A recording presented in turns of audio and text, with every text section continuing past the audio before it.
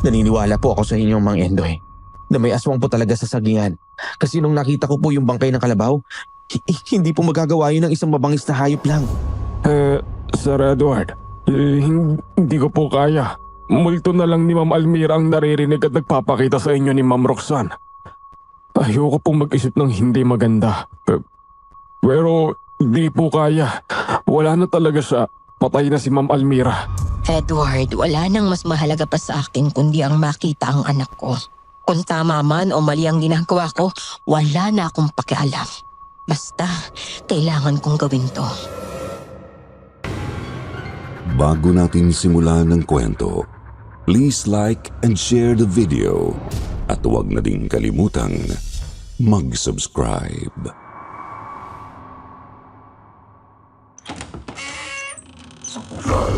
Para sa mga mahilig sa kwentong aswang, subaybayan ang aming bagong channel, Aswang Diaries. Aswang Diaries. Pasukin ang mga nakakakilabot na mundo ng mga aswang. Aswang Diaries.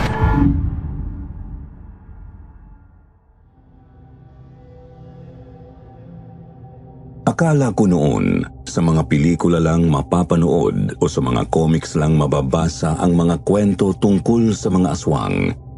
Mga kwentong akala ko'y katahang-isip lamang. Ngunit hindi ko inakala na makikita at mararanasan ko pala ito sa totoong buhay.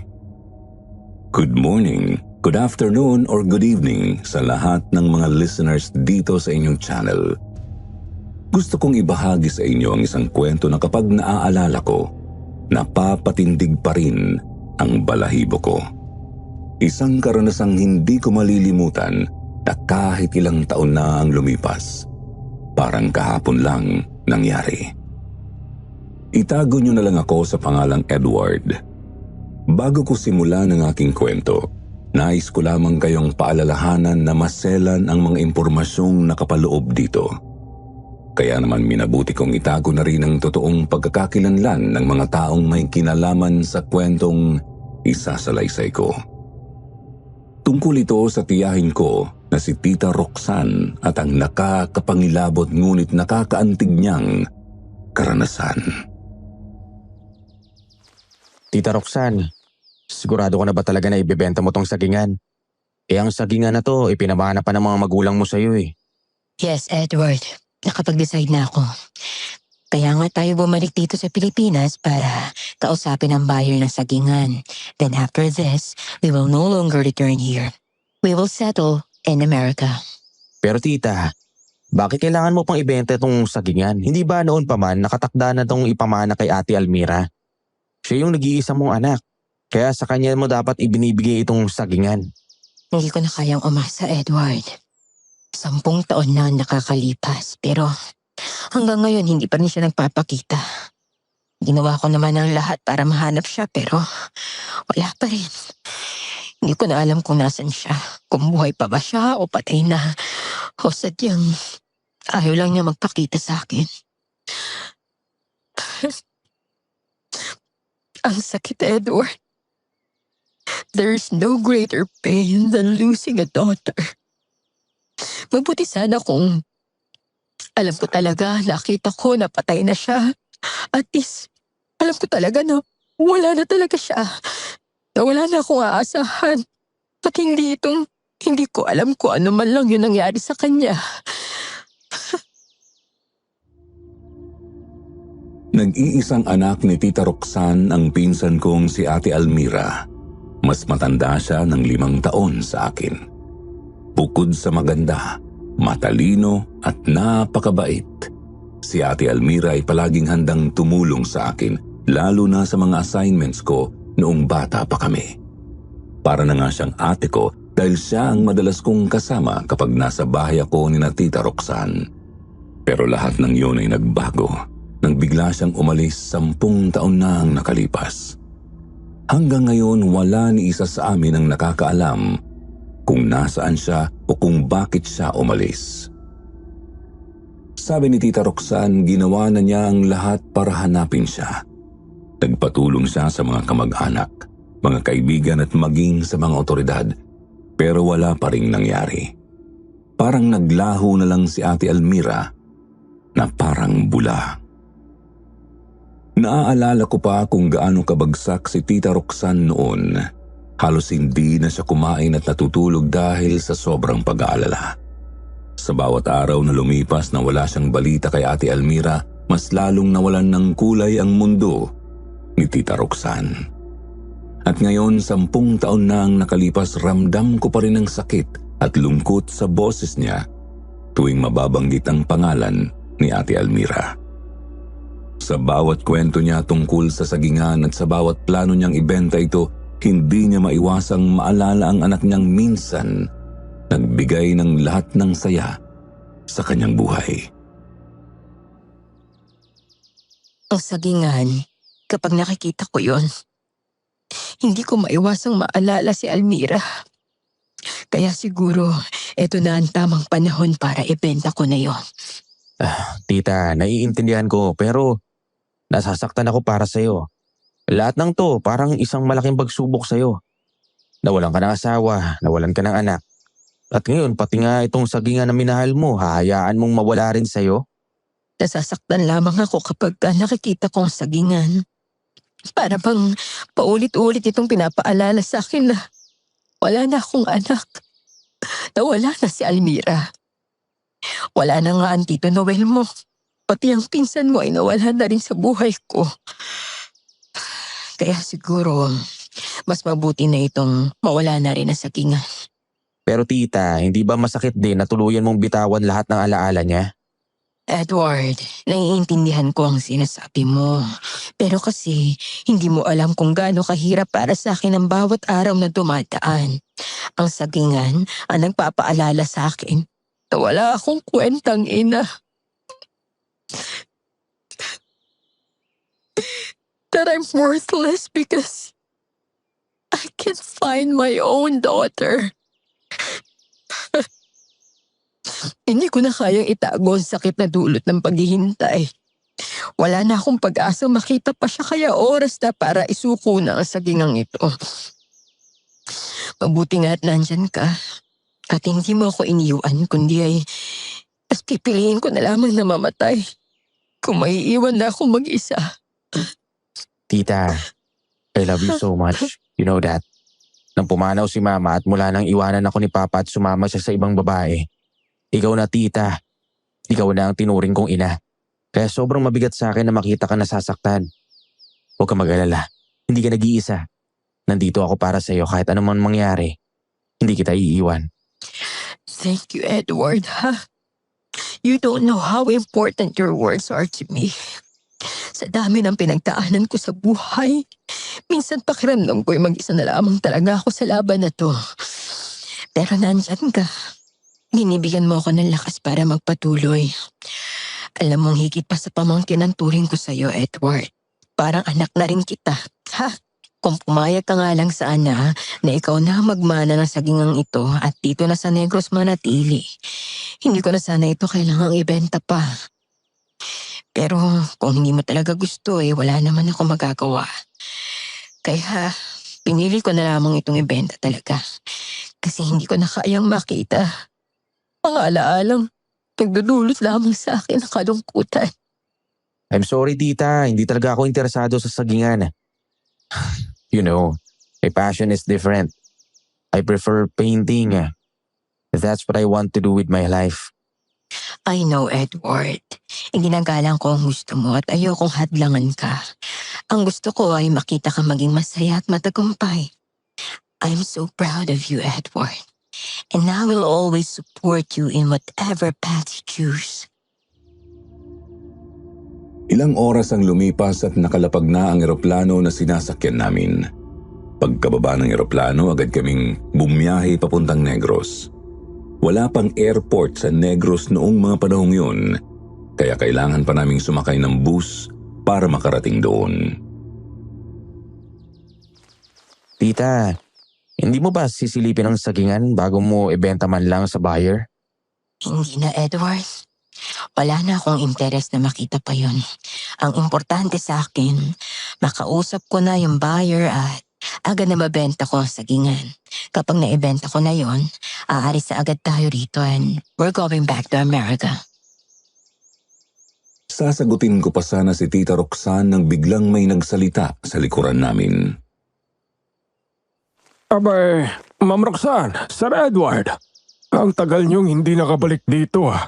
Matagal ko na kayong inaantay. Oh, kamusta na ho, Mang Indoy? Pasensya na ha, ngayon lang kami nakabalik ulit dito sa Negros. Naku sobrang busy kasi sa pag-aasikaso ng negosyo na iniwan sa akin ni Noel sa Amerika. Ito namang si Edward, abala rin sa painting gallery niya. Masaya kaming sinalubong ni Mang Endoy, ang matandang katiwala ni Tita Roxanne sa bahay niya.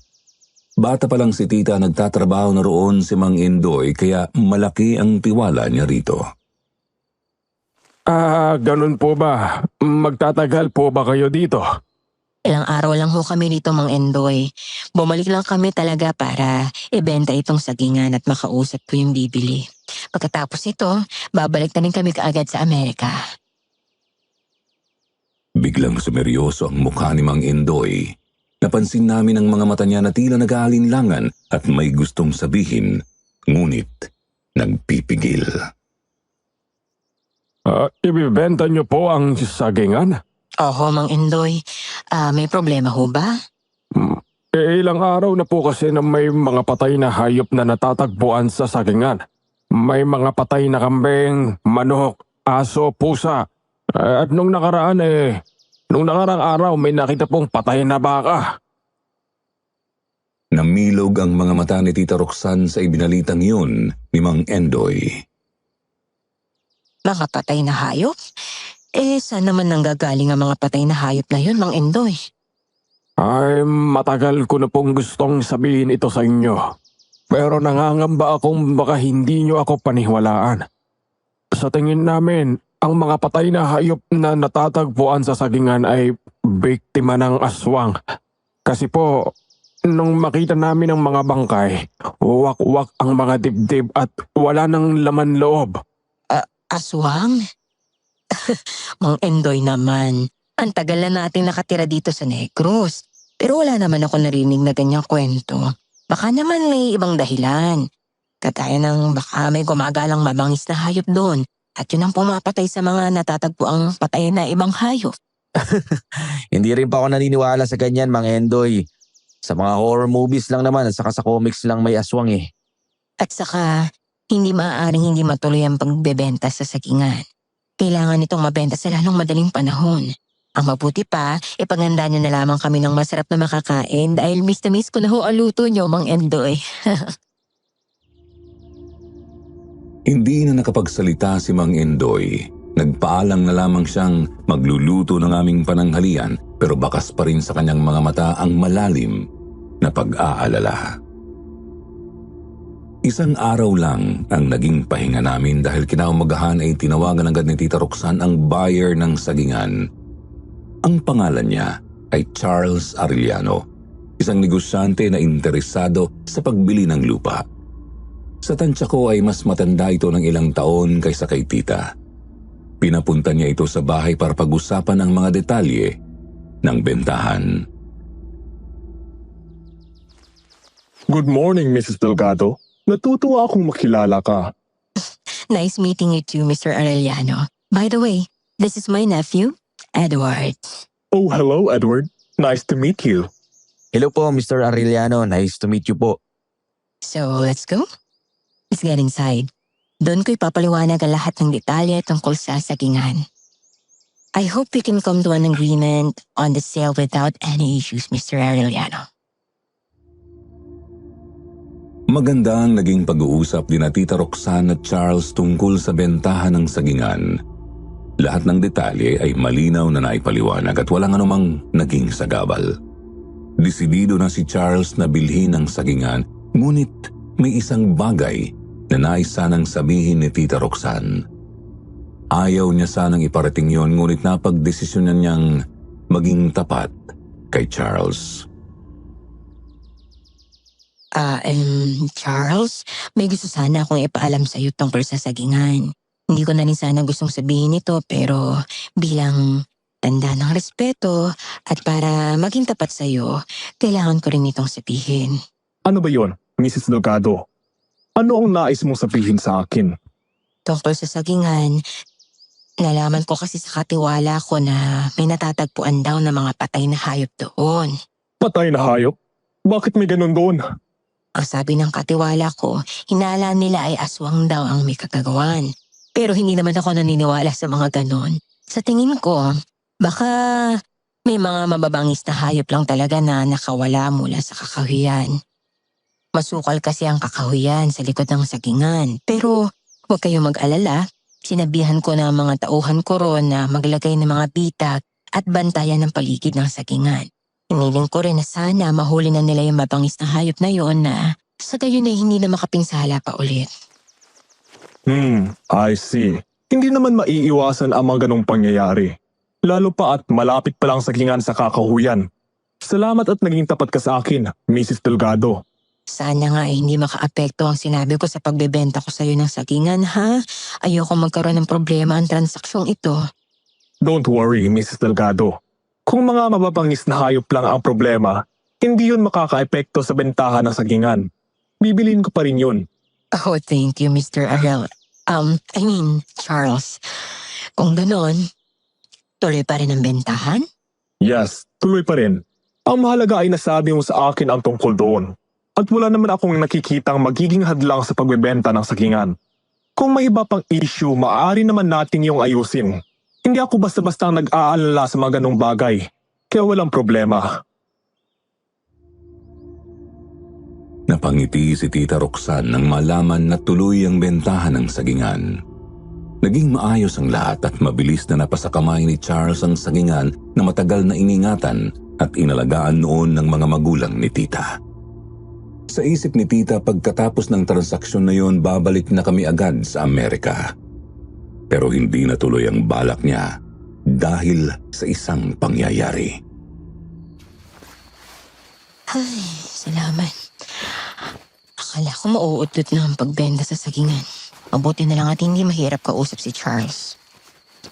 Bukas na bukas din, aalis na kami ni Edward.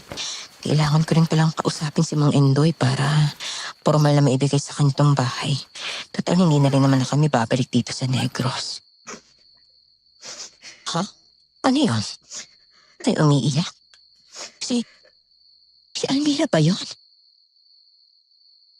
Abala si Tita Roxanne noon sa pag-iempake nang may marinig siyang umiiyak. Agad niyang itinigil ang ginagawa at nagmamadaling lumabas ng kanyang kwarto. Si Almira? Almira, anak? Hindi ako maaari mag-amali. Boses yun ni Almira. Sinundan ni Tita Roxanne ang pinanggalingan ng umiiyak. Dumadagundong ang dibdib niya dahil sa kaba at pananabik. Umaasa na sa wakas ay makikita na niyang muli ang nawawala niyang anak. Ngunit habang papalapit siya sa pinagmula ng iyak, bigla itong huminto na parabang nilamon ito ng katahimikan ng gabi. Teka lang, bakit bigla nawala? Almira, anak! Almira, nasan ka? Nasan ka, anak? Dali-dali akong pinuntahan ni Tita sa kwarto ko na ng mga oras na yon ay nag-iempake rin ako ng mga damit ko sa maleta para sa pag-alis namin. Edward! Edward! Edward, open the door, please! Edward! Bakit, Tita? Anong nangyari? Bakit ka umiiyak? Edward, narinig ko. Narinig ko ang boses ni Almira. Umiiyak siya. Bumalik siya. Edward, bumalik na si Almira. Talaga? Nasaan siya, Tita? Nasaan siya? Nandito siya. Narinig ko siya. Dinig na dinig ko. Umiiyak siya. Let's go, Edward. Hanapin natin si Almira. Hanapin natin ang minsan mo. Hinila niya ang braso ko palabas sa kwarto at hinanap namin sa buong bahay at maging sa labas si Ate Almira. Ngunit wala kaming nakita. Teka, sigurado ka ba, Tita, sa narinig mo? Sigurado ka bang si Ate Almira yon? I'm very sure that it's Almira. Alam ko ang boses ng anak ko. Nagbalik na siya, Edward. Nagbalik na ang pinsan mo. Tita, hinanap pa natin siya noon sa bawat sulok nitong bahay, pati sa labas, pero wala naman siya eh. Wala dito si Ate Almira. Baka naman nakatulog ka kanina at nanaginip ka lang. O baka mamaya iba yung narinig mo. No, Edward. Hindi ako nakatulog. Gising na gising ako. Si Almira narinig ko. I clearly heard her crying na parang may mabigat siyang dinadala. Baka may nangyari sa kanya, Edward. Baka gusto niya humingi ng tulong. Sige na, please. Hanapin natin siya. Hanapin na natin si Almira. Mas lalong napahagulgol si Tita Roxanne nang hindi namin mahanap si Ate Almira ng gabing yun. Paulit-ulit niyang sinasabi na narinig niya ang iyak nito na sigurado siyang nasa paligid lang ang anak niya. Hinanap namin ulit ang pinsan kong si Ate Almira sa loob at labas ng bahay pero wala pa rin kaming natagpuan. Halos gumuho ang mundo ni Tita Roxanne sa mga oras na yon at sa kabila ng pangungumbinsi ko sa kanya na baka imahinasyon lang niya ang narinig, nanindigan pa rin siya na totoo ang narinig niya habang patuloy na umiiyak. Nang biglang dumating si Mang Endoy. Mang Endoy, narinig daw po kasi ni Tita yung boses ni Ate Almira. Umiiyak daw dito kaya ang sabi niya, nagbalik nga raw si Ate Almira. Alam ko ang narinig ko, Mang Endoy. Sigurado ko na yun ang anak ko si Almira. Umiiyak siya. Alam ko nandito lang siya sa paligid. Napakunot ang noo ni Mang Endoy at tiningnan si Tita Roxanne ng may pag-aalala. Wala siyang ibang nasabi kundi ang magbigay ng mahinang pagtango. Kung totoong nagbalik si Ate Almira, sana nakita natin siya pero wala eh. Kung talagang si Ate Almira nga yung narinig mo, bakit hindi siya nagpakita sa atin? Ngunit kahit anong sabihin ko, nananatiling matatag si Tita Roxanne sa kanyang paniniwala. Kitang-kita sa mga mata niya ang paninindigan at ang pagkabuhay ng pag-asang muli niyang makakasama ang anak niya. Paulit-ulit niyang sinasabi na hindi siya maaaring magkamali na ang narinig niya ay walang iba kundi si Ate Almira. Sa kabila ng pag-aalinlangan namin ni Mang Endoy, hindi na tinanggap ang posibilidad na baka hindi totoo ang narinig niya. Para sa kanya ito ay isang senyales, isang panawagan mula sa anak niya na hindi niya pwedeng baliwalain. Hindi na muna tayo babalik sa Amerika, Edward. Alam ko nandito si Almira. Nararamdaman ko. Kailangan ko malaman kung nasan siya. Hindi ako titigil hanggat hindi ko siya nakikita at nalalaman ko ano talaga ang nangyari sa anak ko. Sana maintindihan mo, ha? Anak ko ang pinag-uusapan dito, Edward. Napatango na lang ako sa sinabi ni Tita Roxanne. Hindi ko man lubos na maunawaan ang nangyayari. Nakita ko ang determinasyon sa kanyang mga mata. Isang ina na handang gawin ang lahat para hanapin ang anak niya. Kaya wala akong lakas ng loob na tutulan siya. Dahil alam kong kahit ano pa ang sabihin ko, buo na ang desisyon niya. Mula noon, palaging hinihintay ni Tita Roxanne ang pagbabalik ni Ate Almira. Gabi-gabi ay inaantabayanan niyang marinig ang pag-iyak at ang boses ng kanyang anak. Ngunit ilang araw nang lumipas, wala pa ring Ate Almira na nagpapakita sa amin. Isang araw, nagulantang kami nang may muling ibalita si Mang Endoy. Ma'am Roxanne, Sir Edward, naulit na naman po ang nangyari sa sagingan. Bakit po Mang Endoy? Anong nangyari? Meron na naman pong mga patay na hayop na natagpuan sa sagingan. Mga patay na aso, pusa, mga manok, pati inahing baboy. Gutay-gutay ang mga katawan ng mga kawawang hayop. Wala nang mga laman loob. Nagkalat din ang dugo nila sa paligid ng sagingan. Ano? Hindi niyo pa rin nahuhuli yung mabangis na hayop na gumagawa nito sa iba pang mga hayop? Nako, nakakabahala naman po yan Mang Endoy. Baka mamaya, mga tao naman yung susunod na atakihan ng mga mababangis na hayop na yon na ang gumagala dyan sa sagingan. Maya-maya, pati si Charles ay nagpunta na rin sa bahay at nag-aalala rin sa nangyayari. Mr. Arellano, bakit po kayo nandito? Paano po kayo nakapasok? I'm sorry kung pumasok na ako. Nakita ko kasi nakabukas ang pinto kaya tumuloy na ako. Charles, nabalitaan mo na rin ba ang nangyari sa sagingan? Oo, Mrs. Delgado. I heard about it. It's really troubling. Hindi ko akalain na ganun kagrabing pagpatay ng mabangis na hayop na yun. Tila minasakir ang mga hayop na pagmamayari raw ng mga taong naninirahan sa labas ng sakingan. Opo, sir. Marami na ang nagrereklamo dahil nawawala raw ang mga alaga nilang hayop. Nagugulat na lang sila kapag nakikita ang mga alaga nila na wala ng buhay sa sagingan. Ang iba sa kanila ay mga tauhan niyo po roon, sir. Kahapon nga ay may babaeng lumapit sa akin. Umiiyak. 3 na raw sa alaga niyang inahing baboy ang nawala at nakitang patay sa sakingan. Yun lang daw ang pinagkakakitaan nila ng asawa niya. Nakakalungkot po talaga, sir. Para sa mga katulad nilang umaasa lang sa kaunting kita mula sa mga alaga nilang hayop. Malaking dagok po talaga sa kanila ang ganito. Kung magpapatuloy ito, baka pati ang mga bata na naglalaro sa paligid ay malagay na rin sa peligro. Ay, marami pa naman akong nakikitang mga bata na pag-alagala sa may sagingan. Naku tungkol sa nangyari sa sagingan, ako na ang humihingi ng dispensa. Akala ko kasi nakagawa na ng paraan si Mang Endoy para mahuli yung mabangis na hayop na yun, pero hindi pa rin pala. Ginawa na po namin ang lahat ng nakakaya namin, Ma'am Roxanne, para mahuli ang mabangis na hayop, pero palagi po rin itong nakakalusot. Parang may kakaibang lakas at talino ang hayop na ito eh. Hindi ito tulad ng mga karaniwang mabangis na hayop. Bakit ba hindi mahuli-huli ang hayop na yun? Laging may mga bitag na inilalagay, pero wala pa rin itong epekto. Parang alam nito kung paano umiiwas at makaligtas sa bawat bitag sa sakingan. Ano ba talaga ang klaseng hayop yun? Malakas po talaga ang kutob ko na hindi basta mabangis na hayop ang gumagawa nito eh. Hindi hayop ang pumapatay. Aswang ang gumagala sa sagingan. Isang mapanghanib na aswang. Ilang beses ko na bang sasabihin sa inyo, Mang Endoy, walang aswang. Hindi kagagawa ng aswang ang pagpatay sa mga hayop na yun. Kaya tigil-tigilan nyo na ho ang paggamit ng dahilan na yan bilang paliwanag sa nangyari sa sagingan, ha? Tama po si tita. At saka kung aswang nga po yun, bakit puro mga hayop lang ang pinapatay? Dapat, may nabalitaan na tayong taong pinatay ng aswang, di ba?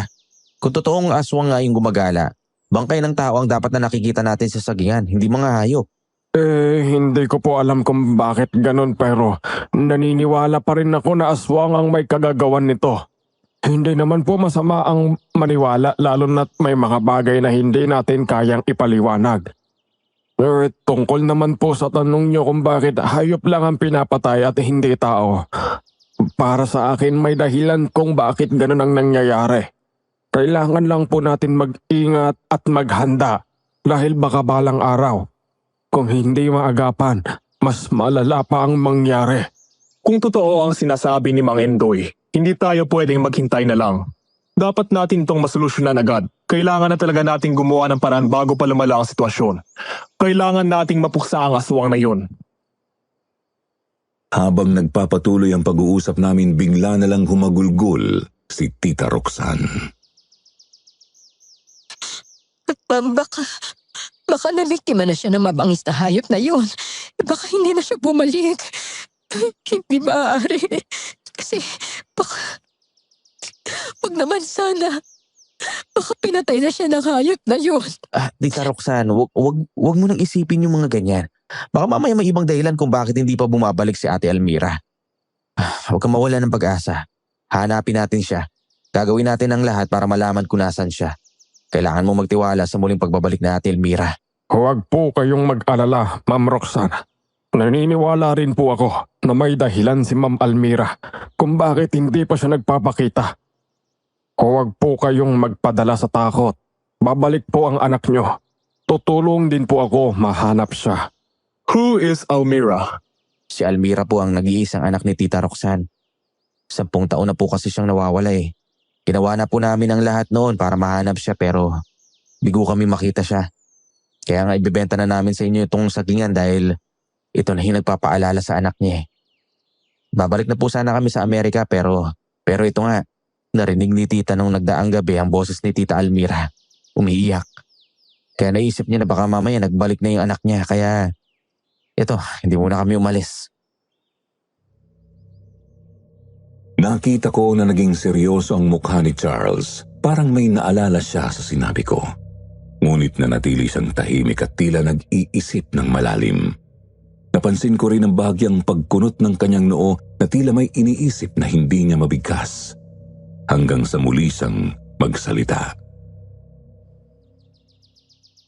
I see. Naiintindihan ko ang nararamdaman mo, Mrs. Delgado. Mahirap talagang mawala ng mahal sa buhay. Kaya kung mamarapatin mo, gusto kong tumulong. May kilala akong magaling na private investigator na maaring makatulong sa paghahanap ng anak mo. Matagal na siyang tumutulong sa mga kaso ng nawawala at pataas ang success rate niya. Kung papayag ka, makikipag-ugnayan ako sa kanya para simulan ang investigasyon.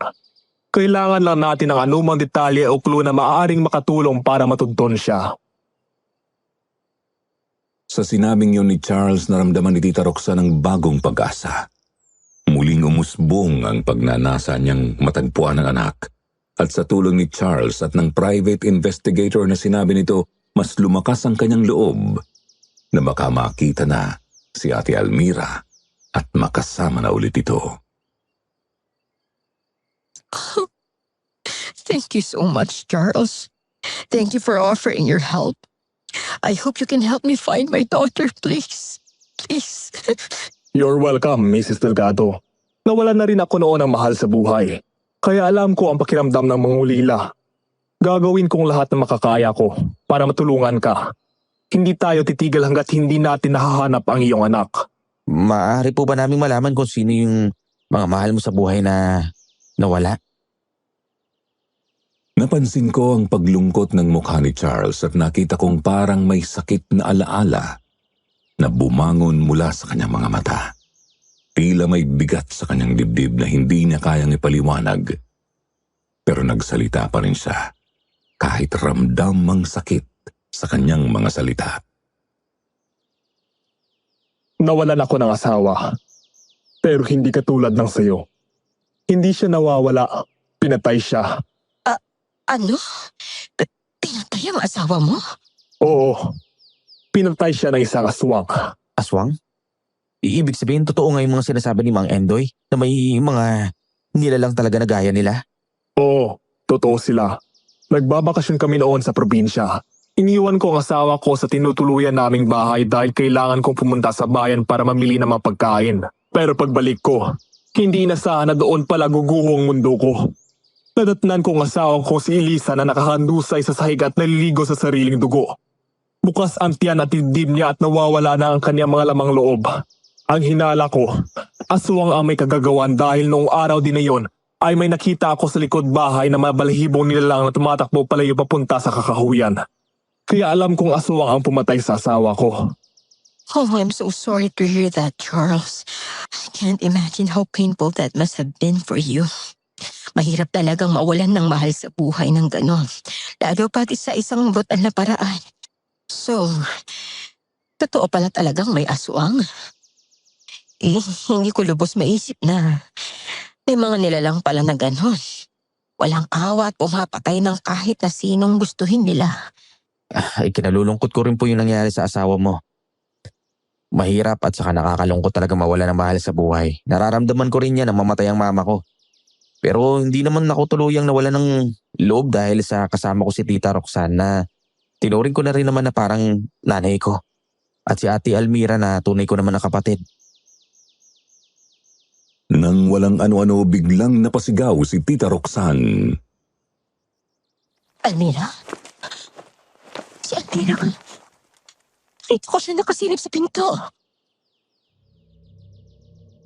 Gulat kaming lahat na napatingin sa pinto, ngunit nang tingnan namin wala kaming nakita. Nagmamadaling lumabas si Mang Endoy at Charles mula sa pinto para silipin kung sino ang nasa labas. Tita, sigurado ka bang si Ate Almira talaga yung nakita mo? Oo, Edward. Sigurado akong si Ate Almira mo yun. Nakasilip siya sa pinto pero pagkatapos na niya umalis din siya. Bakit ayaw niyang pumasok? Ayaw ba niya makasama tayo? Hindi agad ako nakasagot kay tita dahil hindi ko rin alam ang isasagot sa tanong niya. Nang bumalik na sa loob ng bahay si Mang Endoy at Charles. Are you sure, Mrs. Delgado, na ang anak mo ang nakita mo kanina? I'm really sure, Charles. Si Almira yun. Kung hindi niyo siya mahanap, ako na lang ang lalabas at magkahanap sa kanya. Wait, tita, sandali! Nagtatakbong lumabas si Tita Roxanne, umiiyak habang nagsisisigaw at tinatawag ang pangalan ni Ate Almira. Almira! Almira, anak! Alam kong nandito ka. Magpakita ka na sa akin, anak. Please! Pero kahit anong sigaw niya, walang sumagot. Wala ni anino ni Ate Almira ang nagpakita. Nagmamadaling lumapit si Mang Endoy at Charles kay Tita para subukang pakalmahin siya. Mrs. Delgado, huminahon ka. Kung si Almira talaga ang nakita mo, ay siguradong nandito lang siya. Maaaring may dahilan kung bakit ayaw niya magpakita. Kaya yun ang dapat nating malaman. Tama po si Sir Charles, Ma'am Roxanne. Kailangan lang po nating magtiyaga at maghintay. Mahahanap din po natin siya, Ma'am Almira. Everything will be fine. Malapit na natin makita si Ate Almira kung totoo man na nandito talaga siya. Pero sa kabila ng lahat ng yun, palaisipan pa rin sa akin kung ano ba talaga ang nangyayari. Bakit hindi nagpapakita si Ate Almira? Kung totoo nga na nasa paligid lang siya, bakit hindi siya nagpapakita sa amin? Tila isa itong misteryo na patuloy na bumabalot sa buhay namin. Habang nasa ganun akong isipin ay bigla kong narinig si Tita Roxanne na mas lalong umatungal ang pag-iyak na bumulahaw sa labas ng bahay. Nag-hysterical siya. Almira! Almira, anak! Magpakita ka na! Nandito na ang mama! Anak! Anak! Ma'am Roxanne, mag-unos daily po kayo. Tita, walang mangyayari kung magkakaganyan ka. Tatagan mo ang loob mo. Pero nandito si Almira. Nagbalik na siya. Nakita ko siya. Ipasok na natin siya sa loob. Tulungan niyo ako. Kailangan natin siyang mapakalma. Nagtulungan kaming tatlo ni Mang Endoy at Charles para maipasok si Tita Roxanne sa loob ng bahay. Kinagabihan, nagising si Tita Roxanne mula sa mahaba at malalim na pagkakatulog. Nang dumilat siya, nakita niya akong nakaupo sa gilid ng kanyang kama. Binabantayan siya. Naramdaman niya ang matinding kirot sa kanyang sentido. Teka. Edward, anong nangyari? Bigla na sumakit ang ulo ko. Baka epekto yan ang ipinainom kong pampatulog sa'yo kanina. Hindi ka kasi namin maawat kanina ni Mang Endoy at Charles eh. Sobrang napaka-hysterical mo. Ako? Nag-hysterical ako? Oo, tita. Ayaw mo tumigil sa pag-iyak at pagsigaw sa labas ng bahay kaya pinasok ka na namin dito nila Mang Endoy at Charles. Pinainom kita ng pampatulog para huminto na yung pagwawala mo. Jesus Christ, did I really do that? Yes, tita. Hindi namin alam kung paano ka namin pakakalmahin kaya ginamitan na lang kita ng pampatulog. Habang ipinapaliwanag ko sa kanya ang mga nangyari, biglang may narinig kaming malakas na pagkatok sa labas ng pinto ng kwarto ni Tita Roxanne. Ha? Sino yun? Mang Endoy, ikaw ba yan? Hindi sumagot ang nasa labas ng pinto. Sa halip, mas nilakasan pa nito ang ginawang pagkatok. Manang Idang? Ate Doray? Kayo po ba yan? Ngunit hindi pa rin sumasagot ang nasa labas ng kwarto. Patuloy lang ito sa malakas na pagkatok. Sa puntong yun, bigla akong kinabahan. Ang sabi kasi sa akin ni Mama noong nabubuhay pa siya, wag na wag ko raw bubuksan ang pinto kapag hindi sumagot ang kumakatok. Dahil baka aswang ang kumakatok na yon. Hindi ko naman pinaniwalaan yun dati dahil kahit noon pa, hindi naman ako naniniwala sa aswang. Pero nang marinig ko ang kwento ni Charles na aswang ang pumatay sa asawa niya, biglang bumalik lahat ng sinabi ni Mama. Paano kung ang sinasabing aswang ni Mang Endoy na nambibiktima sa mga hayop sa sagingan ay nakapasok na sa bahay at nasa labas ng kwarto? Nang biglang nagsalita si Tita. Hindi si Mang Endoy yun. O ang mga kasambahay natin, Edward. Si Almira yan. Buksan mo ang pinto. Malakas ang kutob ko na si Almira ang nasa labas. Tita, baka po aswang yung nasa labas. Hindi sumasagot kapag tinatanong eh. Sabi ni Mama, ganun daw kapag aswang. Kaya hindi natin basta-basta pwedeng buksan ang pinto. No, Edward, hindi aswang ang nasa labas. Si Almira yan. Gusto kong makita ang anak ko, please, Edward. Buksan mo na ang pinto, parang awa mo na. Nag-uumpisa na naman siyang umiyak kaya lalo akong naipit sa pagitan ng takot at awa. Hindi ko alam kung ano ang dapat kong gawin. Paano kung tama si Tita Roxanne at si Almira nga ang nasa labas? Pero paano kung mali siya at aswang ang nandun? Pinilit kong mag-isip ng maayos pero halos malunod na ako sa kaba. Huminga ako ng malalim at tumingin kay Tita Roxanne. Dinampot ko ang malaking flower vase na nakapatong sa mesa. Kapag aswang ang nasa labas, ihahampas ko talaga sa kanya ang flower vase na hawak ko ng mga oras na yon. Alam kong hindi yun sapat para panlaban sa aswang pero wala naman akong ibang magamit. Dahan-dahan akong lumapit sa pinto at pinuksan ito. Nang mabuksan ko, laking gulat ko dahil wala ni isang tao sa labas. Sinilip ko ang paligid ngunit wala talagang tao sa labas ng kwarto. Walang tao, Tita. Walang tao dito sa labas. Teka, sino yung kumakato kanina? Bumangon si Tita Roxanne mula sa kama at agad na naglakad palabas ng kwarto. Tinatawag ang pangalan ng anak niya. Almira! Almira, anak! Alam kong ikaw yan! Magpakita ka na! Ano bang nangyayari sa'yo? Bakit ba ayaw mo magpakita sa amin? Kahit sa akin na lang, anak, magpakita ka naman, pakiusap naman, oh! Muling umiyak si Tita Roxanne nang hindi na naman niya nakita si Ate Almira. Nakaramdam ako ng matinding awa sa kanya. Ang bawat hikbi kasi niya ay parang punyal na tumatama sa dibdib ko. Gusto ko siyang aluin pero hindi ko alam kung paano kaya mahigpit ko na lang siyang niyakap para muling pakalmahin. Sa gitna ng kanyang pagtangis ay may narinig kaming umiiyak.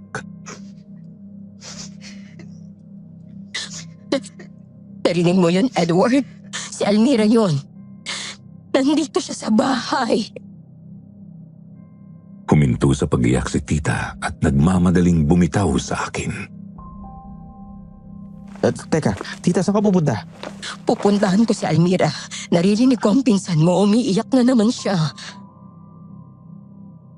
Mabilis na bumaba ng hagdan si Tita Roxanne. Ang mga mata niya ay mabilis na lumingalinga sa paligid. Hinahanap ang pinanggagalingan ng iyak.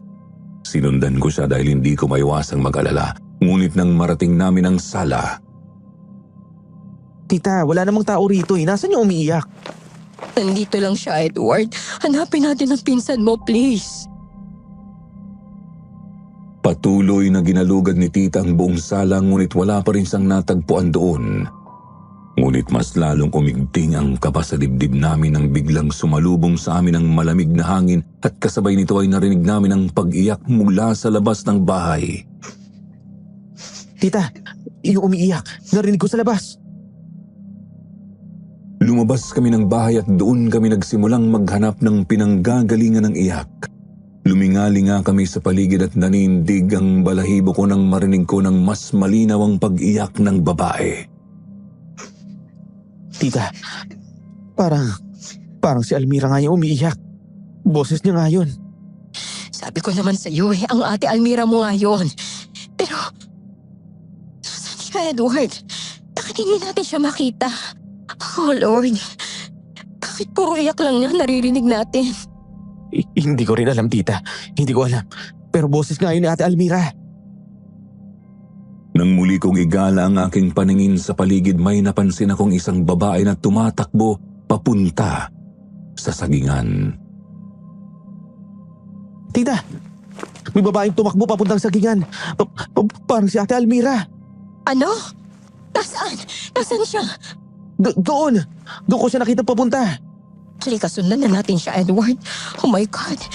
Bakit ba kami pinapahirapan, Almira?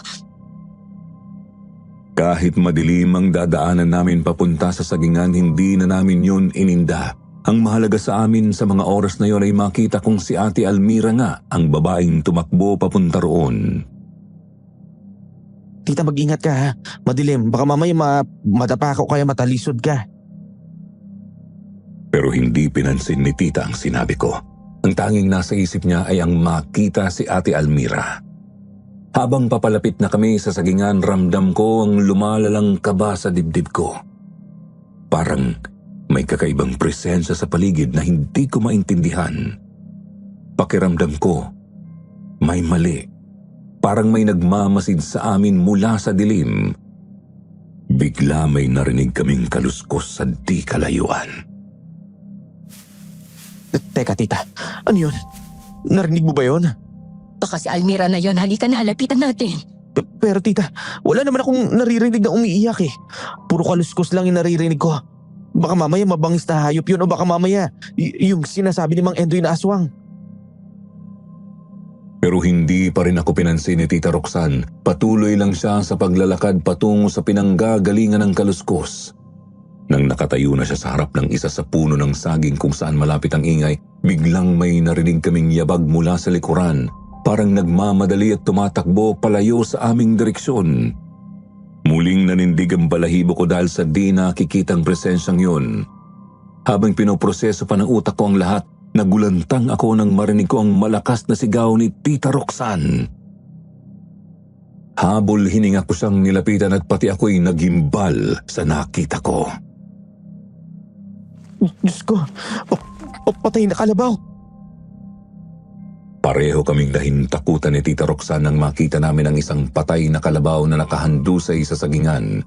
Gutay-gutay ang katawan nito at wala ng mga laman loob. Nagkalat ang dugo at pira-pirasong laman nito sa paligid.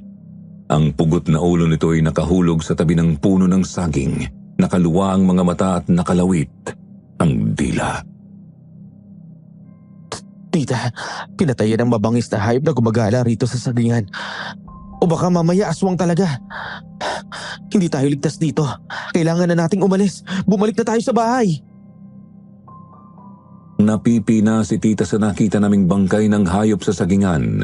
Ang mga mata niya ay nakapako na rin sa patay na kalabaw. Hindi siya makagalaw, para bang naubos na ang lahat ng lakas niya. Hindi ko na alam kung ano ang dapat kong maramdaman sa mga sandaling yon. Ang tanging nasa isip ko na lang ay ang mailayo si Tita sa lugar na yon. Hinila ko ang braso niya. Halos kaladkarin ko na siya palayo sa sagingan. Pero habang hinihila ko si Tita, naramdaman ko ang bigat ng katawan niya. Parang ayaw niyang umusad. Sa bawat hakbang ko, mas tumitindi ang kaba sa dibdib ko. Pakiramdam ko may mga matang nakamasid sa amin mula sa dilim. Ang mga dahon ng puno ng saging ay nag-iingay, nagsisiksikan, parang sinasabi sa amin na may kung anong nilalang na nagtatago roon. Pero hindi ako tumigil, nilakasan ko ang loob ko. Pilit kong hinila si Tita palabas sa sagingan hanggang sa tuluyan naming narating ang labas ng bahay. Pagkarating namin doon ay sinalubong kami ni Mang Endoy. Bakas sa mukha niya ang pagkabahala. Ha? Anong nangyari sa inyo, Ma'am Roxanne, Sir Edward? Bakit kayo parang takot na takot? Hindi kami agad nakasagot ni Tita. Nakatingin lang si Tita sa pinanggalingan naming sagingan, habang ako naman ay hindi mapigilan ng mabilis na tibok ng puso ko sa sobrang takot at kaba. Oh, bakit parang natulala na kayo? Kanina ko pa kayo hinahanap. Ang sabi ni Doray ay nakita niya raw kayo na lumabas ng bahay. Pagkatapos ay biglaan na lang daw kayong nawala. Saan ba kayo nagpunta? Pinag-aalala niyo ako. Mang Endoy, narinig po kasi namin yung iyak ni Ate Elmira kanina kaya sinundan po namin yung pinanggagalingan ng iyak. Pero hindi po namin siya nahanap hanggang sa may nakita kaming babaeng tumatakbo papunta sa sagingan. Sa tingin ko parang si Ate Elmira po yun eh. Sinundan namin yung babae sa sagingan pero hindi rin po namin siya nakita. Iba po yung nakita namin doon, Mang Endoy. Pumunta kayo sa sagingan? This oras ng gabi? Alam niyo naman na mapanghanib ngayon doon, hindi ba? Ano naman ang pumasok sa isip niyo? Ano ang nakita niyo roon? Nakakita po kami ng patay na kalabaw sa sagingan. Gutay-gutay po yung katawan niya. Tapos parang wala na ring laman loob. Jesus Maria Josep! May panibagong patay na hayop na naman! Pero naglagay na ng mga bagong bitag doon Paano nakalusot pa rin? Mabuti na lang at umalis na kayo roon at bumalik dito. Tuwing umaga na lang may nagbabantay sa sagingan, pero kapag gabi wala na dahil may mga natatakot. Ay, kung nagtagal pa kayo, baka kung ano na ang nangyari sa inyo. Baka kayo pa ang atakihin ng aswang na gumagala roon. Naniniwala po ako sa inyo, Mang Endoy, na may aswang po talaga sa sagingan. Kasi nung nakita ko po yung bangkay ng kalabaw, hindi po magagawa yun ng isang mabangis na hayop lang. Hindi ako nagkakamali, aswang po yun. Aswang ang nasa sagingan. Naririnig po namin yung mga kaluskos niya. Pati yung mabibigat na iyabag niya kanina. Grabe, nakakapangilabot po talaga. Huwag kayong pupunta roon kapag gabi na. Kung ayaw niyong madali ang mga buhay niyo, mapanganib doon lalo na't aswang ang gumagala. O siya, halika na, pumasok na tayo sa loob at magpahinga na kayo. Pagpasok namin sa loob ng bahay, agad kong inihatid si Tita Roxanne sa kwarto. Nakaupo siya sa tabi ng kama, nakatulala at hindi makausap. Ang mga mata niya malabo, tila tinitingnan ng isang bagay na hindi ko makita. Palihim akong kinausap ni Mang Endoy habang iniiwasan niyang magising si Tita. Nag-aalala na po ako kay Ma'am Roxanne, Sir Edward. Hindi siya sumusuko nang makikita pa niya si Ma'am Almira. Kahit ilang taon na ang nagdaan. Ay, nako, mula nung bumalik kayo rito, kung ano-ano ang naririnig niya. Tulad nung sinasabi niyang umiiyak pero kapag hinahanap niyo naman, wala naman kayong makita. Tapos ngayon, sinundan niya pa yung babaeng tumatakbo papuntang sagingan. At akala niya si Ma'am Almira yon. Ay, tignan niyo ang nangyayari sa kanya ngayon. Tulala at hindi makausap.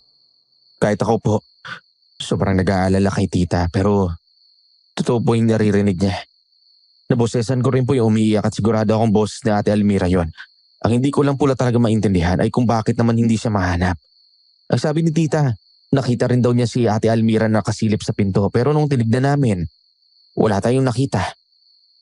Yung babae po na nakita namin sa sagingan, parang si Ate Almira po kasi mahaba rin yung buhok niya at balingkinitan din ang katawan. Hindi ko lang talaga nakita yung mukha Pero kilala kong si Ate Almira kapag nakatalikod. Malaki yung chance na siya ngayon nakita ko. Pero kung sakali, ano naman po yung gagawin niya sa sagingan? Bakit kaya hindi siya nagpapakita sa atin, Mang Endoy? Kung totoo ngang nandun siya, kahit kailan, hindi ko inakala na kaya niyang tiisin ang kanyang ina, lalo na sa matagal pang panahon. Hindi ko pa maiiwasan sumama ang loob sa kanya dahil sa ginagawa niyang pagpapahirap sa sarili niyang ina. Sir Edward, hindi ko po kaya. Multo na lang ni Ma'am Almira ang naririnig at nagpapakita sa inyo ni Ma'am Roxanne. Ayoko pong mag-isip ng hindi maganda. Pero hindi po kaya. Wala na talaga siya. Patay na si Ma'am Almira. Bakit niyo naman po nasabi yun, Mang Endoy? Sir, kasi po, kung buhay pa si Ma'am Almira, bakit sa tinagal-tagal ng panahon, kahit anong hanap ni Ma'am Roxanne, ni anino ng anak niya hindi niya nakita? At saka, yung mga naririnig niyong iyak, kung totoong kay Ma'am Almira ang iyak na yon, sana nagpakita na siya kay Ma'am. Kilala ko po si Ma'am Almira. Kapag may problema ang batang yun ay palaging tumatakbo sa mama niya. Ang kasabihan nga naming mga matatanda, kapag may kaluluwa raw na hindi matahimik, madalas na nagpaparamdam ang mga ito sa mga mahal nila sa buhay. Kaya hindi ko maiwasang isipin na makapatay na nga si Ma'am Almira at ang mga naririnig niyo at nakikita ay kaluluwa na lang niya. May punto si Mang Endoy. Paano nga kaya kung wala na si Ate Almira? Paano kung ang mga naririnig naming pag-iyak at ang pagpapakita niya ay multo na lang niya? Hindi ko alam kung paano tatanggapin ni Tita Roxanne na baka wala na talaga siyang hinihintay. Na hindi na niya kailanman makikita ang anak niya. Na tama ang desisyon niyang ibenta ang sagingan at bumalik na sa Amerika at hindi na kailanman babalik sa Negros. Nang gabing yun, hindi talaga namin nakausap si Tita Roxanne. Parang wala siya sa kanyang sarili. Nakatingin lang siya sa bintana. Marahil ay iniisip na naman niya si Ate Almira. Hindi ko napigilan na maluha dahil bumalik na naman siya sa ganung kondisyon. Mula nang mawala si Ate Almira, halos masiraan siya ng bait, lalo na't ginawa na niya ang lahat para mahanap ang pinsan ko. Di nagtagal, nakatulog din siya.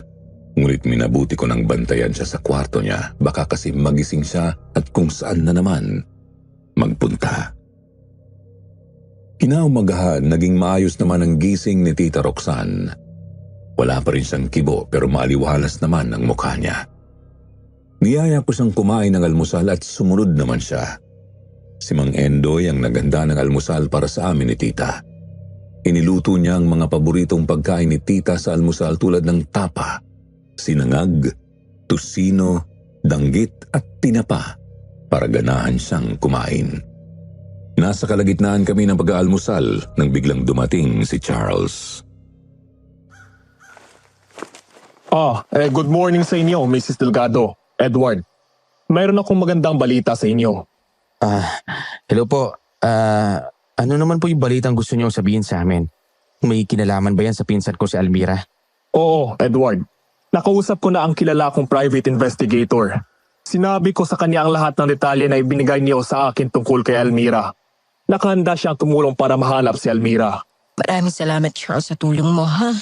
Pero hindi na kailangan pang hanapin ang anak ko dahil nandito lang naman siya.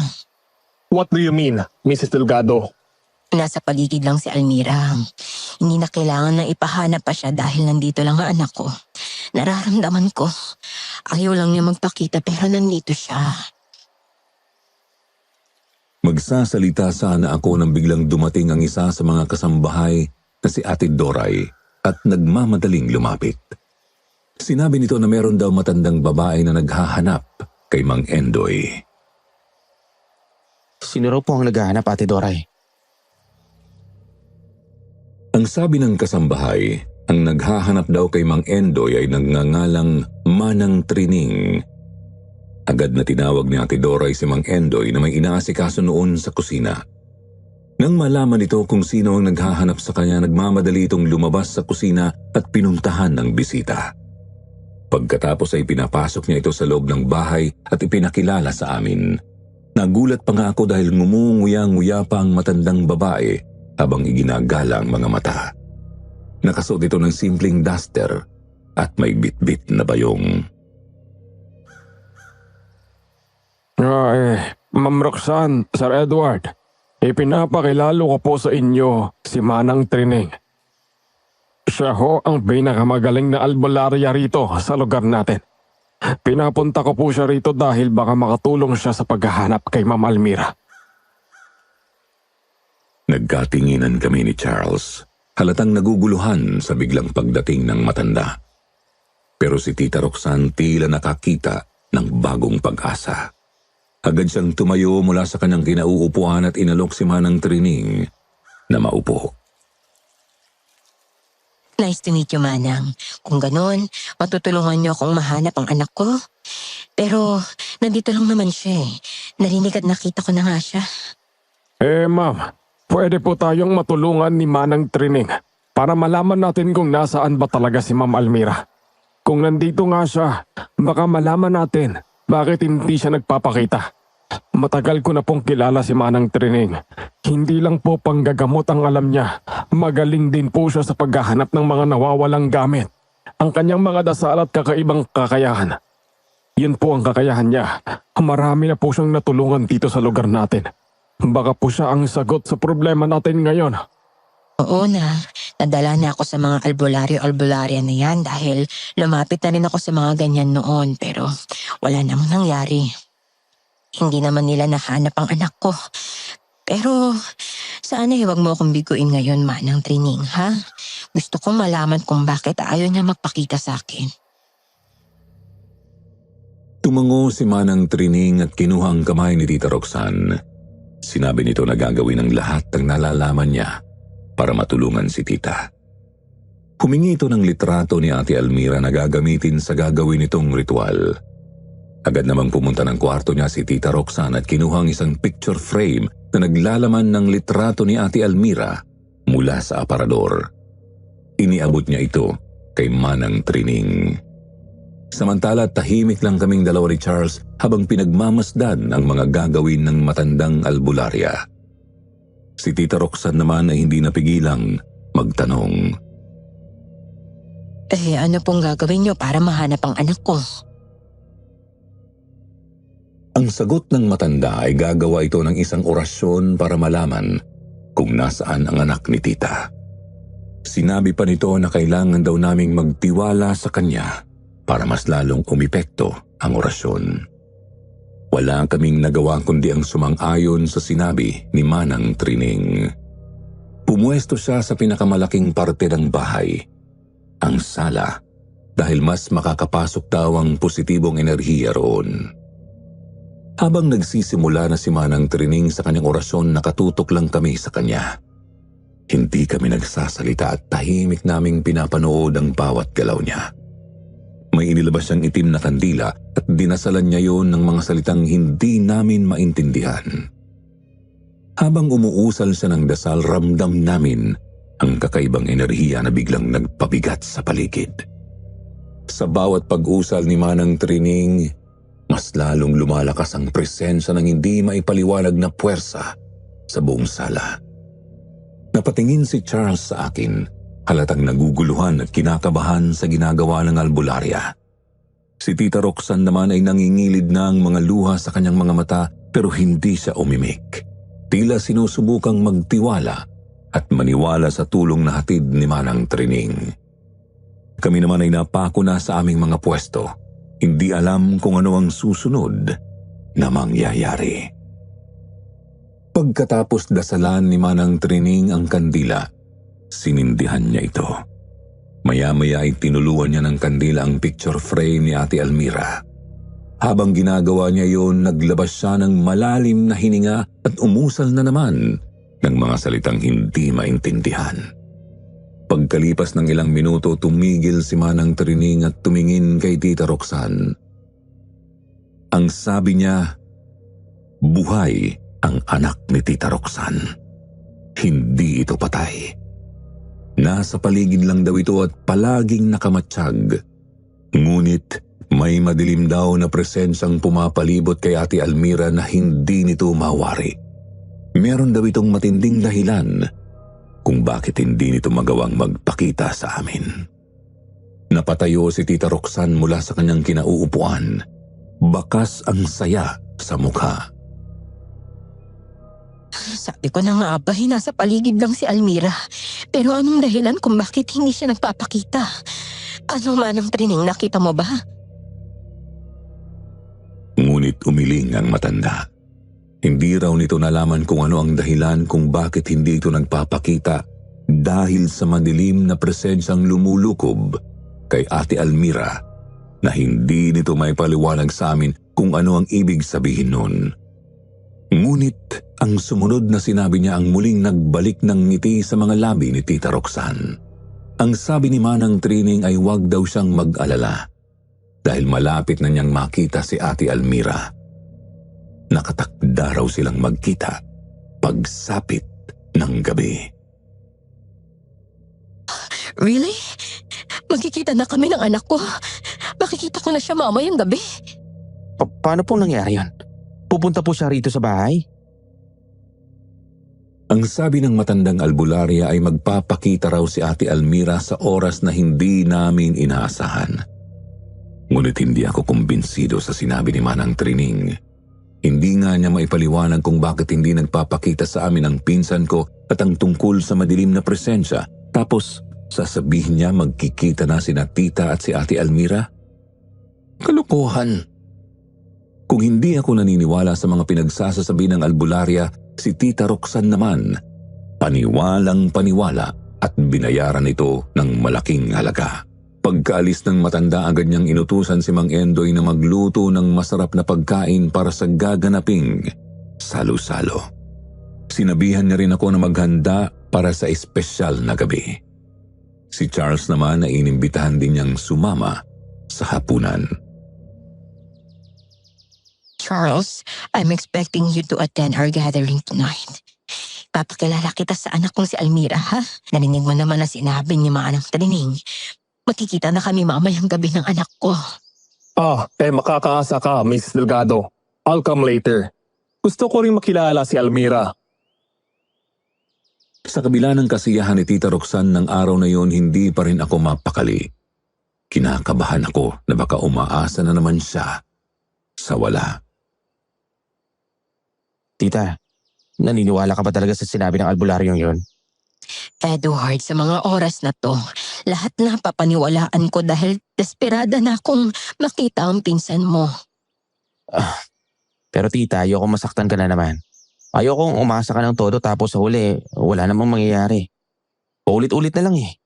Ayoko nang makita kang umiiyak, tita. Hindi ko alam kung kakayanin ko pa. Naiintindihan kita, Edward. Pero bilang ina, wala akong pakialam kung ilang beses pa akong masaktan. Mas gugustuhin ko ng masaktan ng umaasa kaysa sumuko na lang. Kaya hayaan mo na ako, please. Naniniwala ako na malapit na natin makasama ulit ang ate Almira mo. Nararamdaman ko, Edward. Tita, Edward, wala nang mas mahalaga pa sa akin kundi ang makita ang anak ko. Kung tama man o mali ang ginagawa ko, wala na akong pakialam. Basta, kailangan kong gawin to. Tumango na lang ako at hindi na sumagot. Alam ko na kahit anong sabihin ko ay desidido na siya. Kahit nag-aalinlangan ako, hinayaan ko na lang si Tita Roxanne na kumapit sa bawat piraso ng pag-asa para sa muling pagkikita nila ni Ate Almira. Alam kong wala nang makakapigil sa kanya kaya't minabuti ko na lang na suportahan siya kahit papuno pa rin ako ng pagdududa. Hanggang sa sumapit ang gabi, ready na talaga si Tita Roxanne sa pagkikita nila ni Ate Almira. Suot niya ang paborito niyang floral dress at inayos pa niya ang buhok na tila dadalo sa isang espesyal na okasyon. Ang kislap sa kanyang mga mata ay parang walang bahid ng pangamba. Habang tinitikman ni Tita ang mga nilutong pagkain ng Mang Endoy para sa salo-salo, may naisip siyang iutos dito kaya hinanap niya si Mang Endoy sa buong bahay. Ngunit hindi niya ito makita kaya't lumabas siya para hanapin ang matandang katiwala. Mang Endoy! Mang Endoy! Nasaan ho kayo? May papakiusap lang ho sana ako. Ilang minuto siyang tumawag ngunit walang sumasagot. Tahimik ang paligid. Tanging huni ng mga kuliglig at banayad na ihip ng hangin ang maririnig. Maglalakad na sana siya pabalik ng bahay nang may mapansin siya sa may di kalayuan. Sino yon?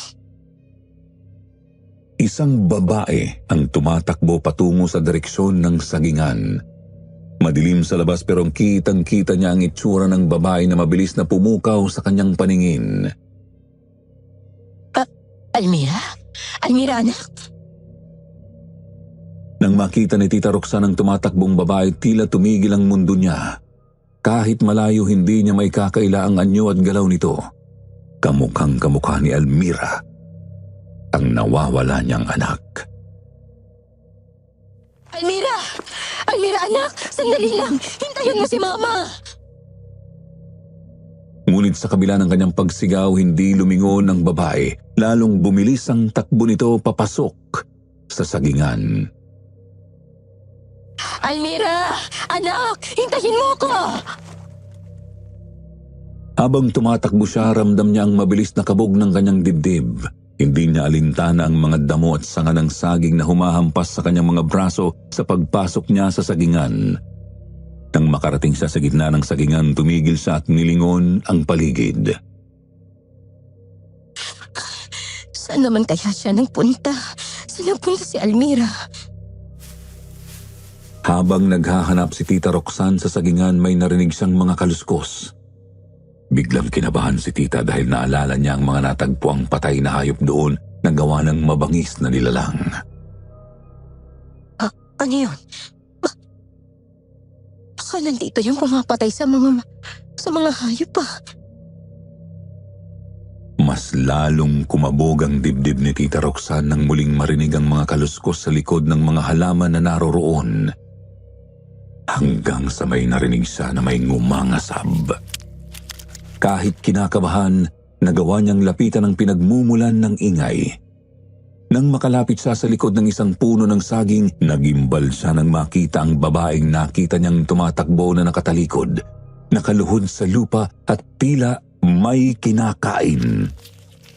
Dinig na dinig ni Tita ang malakas na pagmuya ng babae na parang hayok na hayok sa kinakain nito. Magsasalita na sana siya nang tila naramdaman ng babae ang kanyang presensya, kaya humarap ito sa kanya. Ngunit nang makita ni Tita ang itsura ng babae, madali niyang nakilala ito. Ngunit kasabay ng pagkakakilala ay nangilabot siya at napasigaw.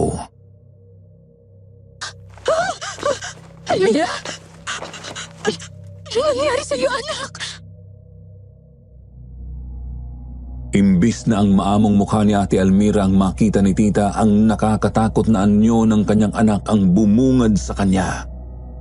Nanlilisik ang namumula nitong mga mata. May makakapal na kilay. Ang bibig nito ay naglalaway at may matatalim na pangil. Habang pinagmamasdan ni Tita Roxanne ang anak, napansin niyang may dugo ang bibig nito habang ninunguya ang piraso ng laman loob ng isang patay na kambing. Isang eksena na kahit sa panaginip, hindi niya kayang tanggapin. Almira, anong nangyari sa'yo, anak? Bakit ka nagkaganyan? Hindi makapaniwala si Tita Roxanne sa nakikita niya, ngunit biglang pumasok sa kanyang isipan ng isang malupit na katotohanan. Si Ate Almira, ang anak na matagal na niyang nawawala, ay hindi na isang tao. Isa na itong aswang. Hindi. Ikaw ang pumapatay sa mga hayop na natatagpuan sa sagingan. Ang aswang na walang awang kumikitil ng buhay ng mga hayop sa lugar nila ay walang iba kundi si Ate Almira. Habang pilit na pinoproseso ni Tita sa utak niya ang natuklasan, biglang umangil ang aswang at akmang lalapit sa kanya. Ngunit bago pa man ito magawa ni Ate Almira, isang putok ng baril ang tumama sa dibdib ng aswang na nagpabagsak dito sa lupa. Hindi. Anak! Hindi. Ang aswang na tinamaan ng bala ng baril ay napahandusay sa lupa. Sa nangyari, patakbong nilapitan ni Tita Roxanne habang humahagulgol ang naghihingalo na si Ate Almira. Layuan mo ang aswang na yan, Mrs. Delgado. Baka mapahamak pa diyan. Mabuti na lang at sinundan kita rito na makita kitang papunta sa sagingan. Tama si Mang Indoy. Aswang ang gumagala rito. Pero sa ginawa kong pagbaril sa halimaw na yon, siguradong hindi na mabubuhayan dahil ang bala na ginamit ko ay balang gawa sa pilak. Kaya malalagutan ang hininga sa alot na yan. Para ko na rin naiganti ang asawa kong pinatay noon ng kalahi ng aswang na yan. Charles! Anak ko ang pinatay mo! Ang aswang na sinasabi mo, siya ang anak ko si Almira! Ano? Siya ang anak mong si Almira? Bakit mo pinatay ang anak ko, Charles? Bakit? Patuloy ang paghagulgol ni Tita Roxanne habang yakap ang dugo ang katawan ng kanyang anak. Hindi niya kailanman inasahan na sa ganung tagpo sila magkikita bilang mag-ina.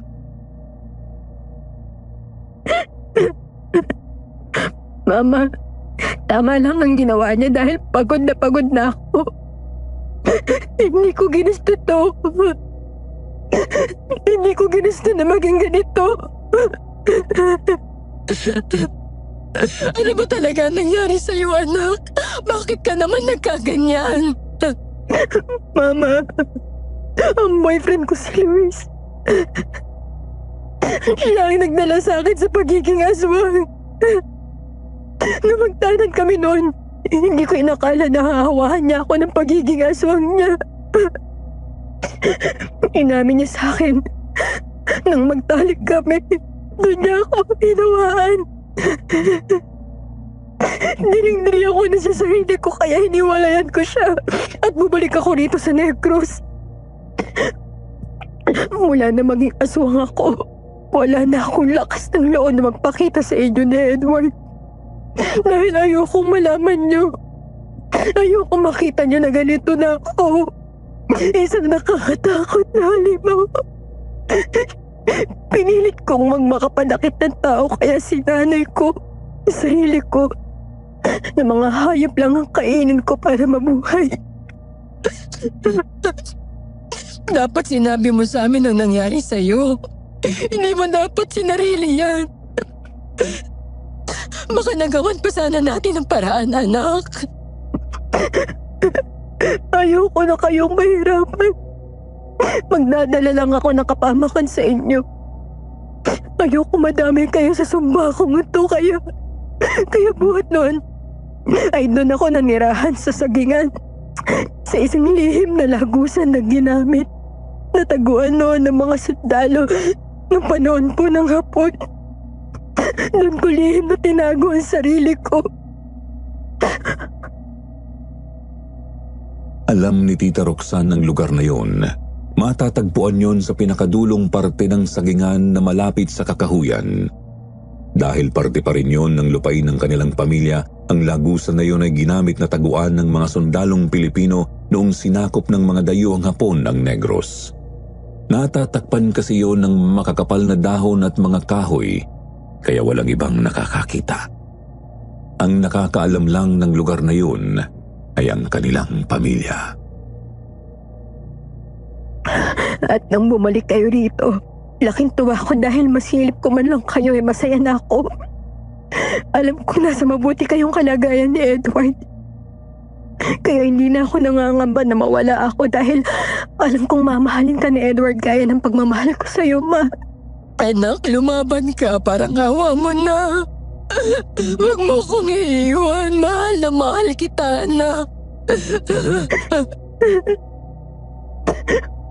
Mahal na kita, Mama. Mahal na mahal ko kayo ni Edward. Again, I'm so sorry, Ma. I'm so sorry. Yun na ang huling mga salita na sinabi ni Ate Almira bago siya tuluyang nalagutan ng hininga. Halos mabaliw naman sa kakahugulgul si Tita Roxanne sa katotohanan ng pagkawala ni Ate Almira. Yakap niya ang anak habang dinadama ang malamig na katawan nito. Anak ko! Anak ko! Anak! Hindi ko akalain tuluyan mo na akong iiwan. Anak! Hindi ko ito matatanggap, anak! Anak! Hindi! Nasa ganung tagpo si Tita Roxanne nang dumating kami ni Mang Endoy. Nag-alala kami na pumunta na naman si Tita sa sagingan kaya naisip namin na sundan siya at hindi nga kami nagkamali. Naroon si Tita at naroon din si Charles at si Ate Almira na wala ng buhay. Ate Almira, anong nangyayari? Ate? Tita? Anong ibig sabihin nito? Diyos na mabagin! Bakit duguan si Ma'am Almira? Mukhang may tama siya ng baril. Kahit nagdurugo ang puso sa pagkawala ng anak, nagawa pa rin ikwento sa amin ni Tita Roxanne ng lahat. Kaya nga nagawa ko ring mailahad sa inyo ang mga nangyari ng gabing yun sa sagingan. Maayos namang inilibing si Ate Almira sa sagingan. At ang nagdesisyon na yun ang gawin ay si Tita Roxanne. Ayon sa kanya, nararapat lang daw na doon ilibing ang pinakamamahal niyang anak. Sa lugar kung saan minsan itong nagtago at sa lugar na puno ng mga alaala ng kanilang mga huling sandali. Inilihim din namin ang tunay na pagkamatay niya para hindi na ito kumalat at pagmulan pa ng tsismis. Ibinalik ni Charles kay Tita ang sagingan at hindi na nito pinabalik ang bayad nito. Nagpasya rin itong umalis na sa Negros at pumunta sa Maynila para doon na ituloy ang negosyo nito. Bago umalis, muli itong humingi ng tawad kay Tita Roxanne sa pagkawala ni Ate Almira. Labis daw nitong pinagsisisihan ang ginawa. Akala raw kasi nito ay aatakihin ng aswang na si Ate Almira si Tita, kaya nito binaril ang pinsan ko. Pero hindi naman siya sinisi ni Tita. Sa halip, nagpasalamat pa si tita dahil yun din naman daw ang gustong mangyari ng anak niya. Na matapos na ang kadilimang matagal nang nagpapahirap dito. Ibinigay ni tita kay Mang Endoy ang pamamahala sa sagingan at kaming dalawa ay bumalik na sa Amerika. Gusto ni tita na babalik pa rin kami sa Negros para dalawin ang libingan ni Ate Almira. Sa ngayon, naka-move on na si Tita Roxanne sa masakit na nangyaring yun at natutunan niyang yakapin ang mga pagbabago sa buhay. Para sa kanya, hindi na yon kasing bigat ng mga panahong nagdusa siya sa pagkawala ni Ate Almira. Ang mga alaala ng kanyang anak ay patuloy niyang niyayakap. Ngunit natutunan na niyang hindi magpatalo sa sakit ng pagkawala. Ako naman ay tinuloy ko ang pagpipinta at isa na ako ngayong successful na painter sa Amerika. Sana po mapili ninyo ang aking kwento.